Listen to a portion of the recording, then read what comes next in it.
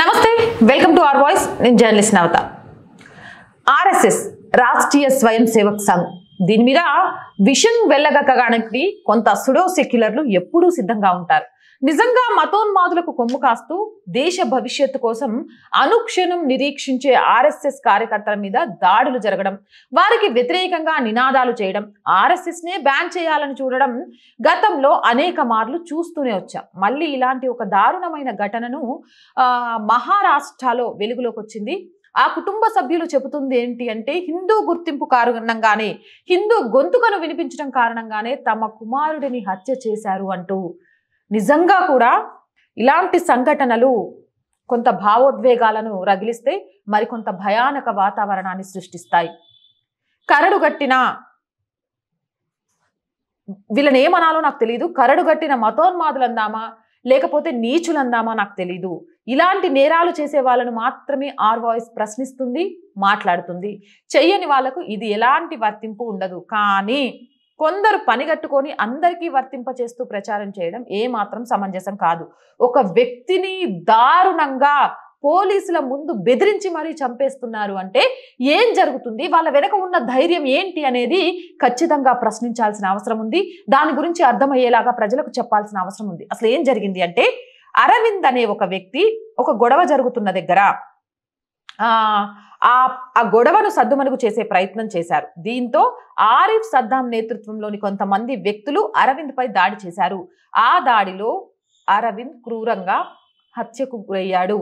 అయితే అరవింద్ బహిరంగంగా మాట్లాడే హిందూ గుర్తింపు కారణంగానే తన మీద ఈ ప్రయత్నం చేశారంటూ తల్లిదండ్రులు చెప్తున్నారు. ఇది ఎక్కడ జరిగింది అంటే, ఇంత షాకింగ్ భయానక సంఘటన జూలై 28, 2024 ఆదివారం రోజు ముంబైలోని ధారావి ప్రాంతంలో జరిగింది.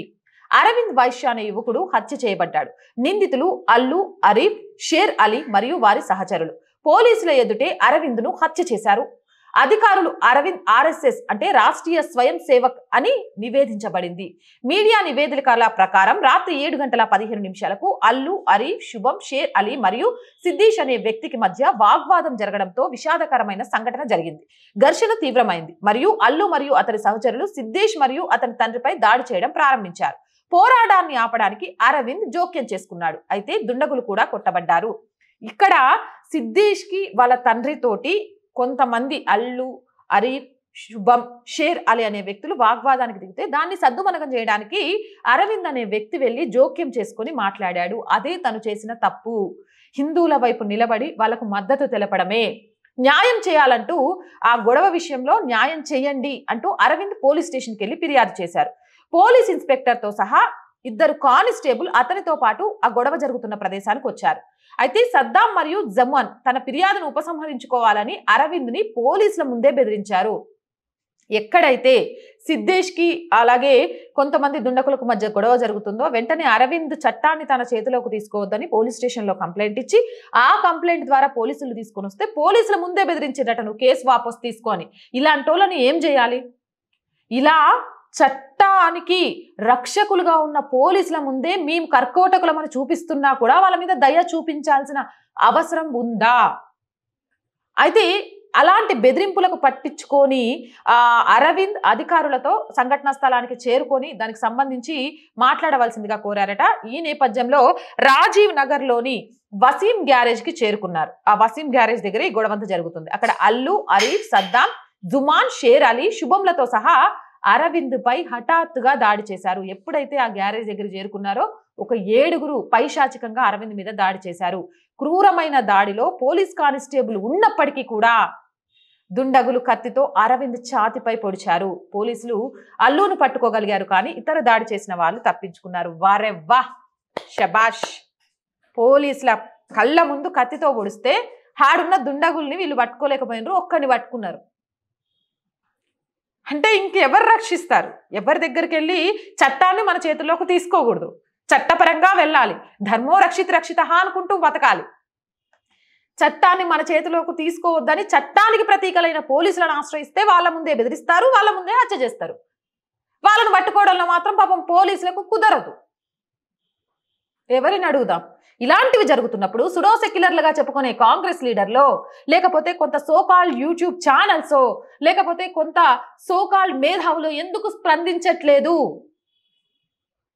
హిందువులుగా పుట్టి చట్టపరంగా మాత్రమే ప్రతిదాన్ని ఎదుర్కోవాలి అని ప్రయత్నం చేస్తున్న వాళ్ళ మీద జరుగుతున్న దాడుల్ని ఎందుకు ప్రశ్నించట్లేదు?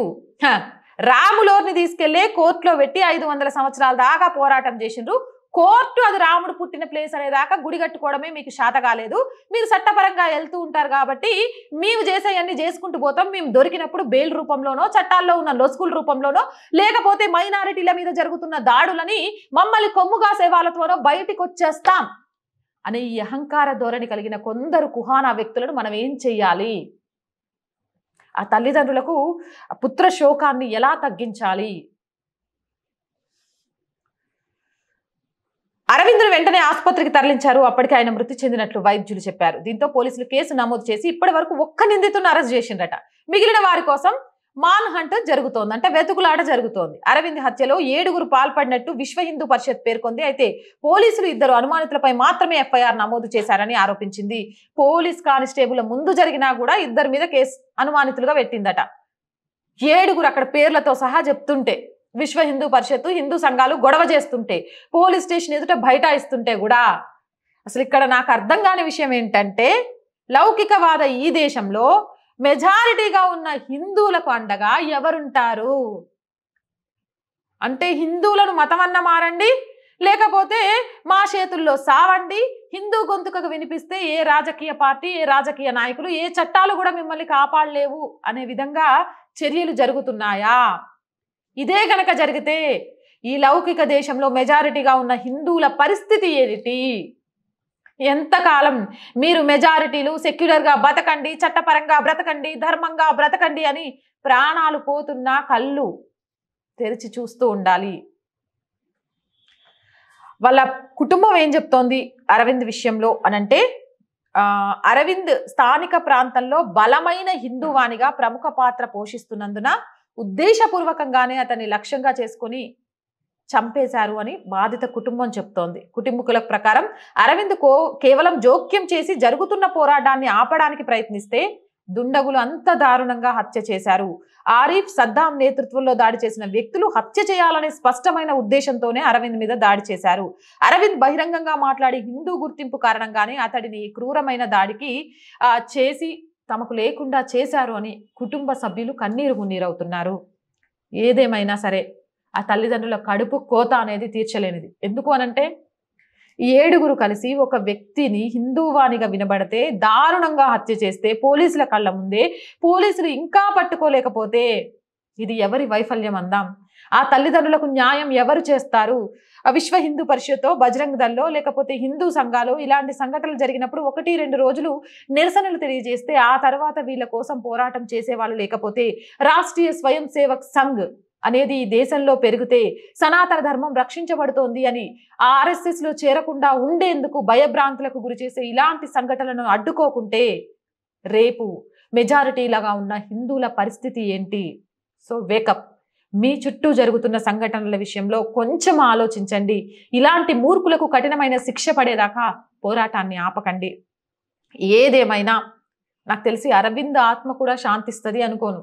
ఎందుకంటే తాను ఎందుకు చనిపోతున్నానో తనకే తెలియదు. ధర్మానికి,